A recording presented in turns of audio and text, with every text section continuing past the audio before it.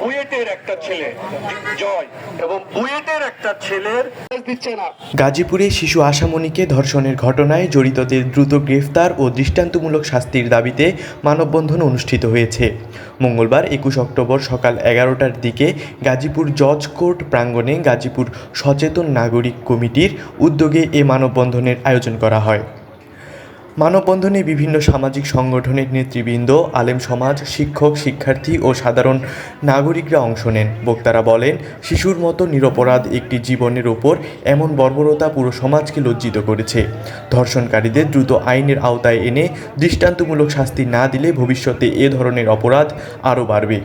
বক্তারা আরও বলেন, আশামণি ধর্ষণের ঘটনায় জড়িতদের দ্রুত গ্রেফতার করে আদালতের মাধ্যমে কঠোর শাস্তি নিশ্চিত করতে হবে।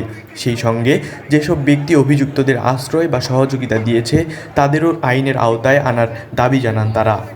মানববন্ধনে অংশগ্রহণকারীরা ধর্ষকের ফাঁসি চাই, শিশু নির্যাতনের বিচার চাই এমন নানা স্লোগান দিতে থাকেন। বক্তারা বলেন, দেশের প্রতিটি শিশুর নিরাপত্তা নিশ্চিত করা রাষ্ট্রের দায়িত্ব।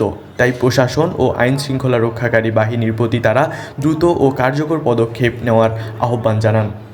আয়োজক সংগঠনের নেতারা বলেন, শিশুদের সুরক্ষায় সমাজের প্রতিটি পরিবারকে সচেতন হতে হবে। এ ধরনের ঘটনা যেন আর কোনো আশামণির জীবনে না ঘটে সে লক্ষ্যে সবাইকে একযোগে কাজ করার আহ্বান জানান তারা। মানববন্ধন শেষে জেলা প্রশাসকের মাধ্যমে সরকার বরাবর একটি স্মারকলিপি পেশ করা হয়, যাতে ধর্ষণ মামলার দ্রুত বিচার ও দোষীদের সর্বোচ্চ শাস্তি দাবি করা হয়। মুসলিম মেয়ে ধর্ষিত হয় তখন সেই সরকারের প্রশাসন তাদের ভ্যালুনকে মিষ্টি প্রেম বলে চালিয়ে দিতে চায়। আমরা সরকারের এই অবস্থান লক্ষ্য পাচ্ছি। তাদের নারী অধিকার মানে হলো নারীদের কাপড় খোলার অধিকার, কিন্তু যখন নারী ধর্ষিত হয়, একটা শিশু ধর্ষিত, তুমি কি চাও, আমি কি চাই, তাদের কি চাই, বাবা কি চাই, আমিও করছি, উনিও করছেন। উনি বারবার একটা জিনিস উনি আশঙ্কা প্রকাশ করছেন যে প্রশাসন আমাদের বিরুদ্ধে কেমন যেন একটা অভিযোগ তুলছে যে আমরা একটা সাম্প্রদায়িক।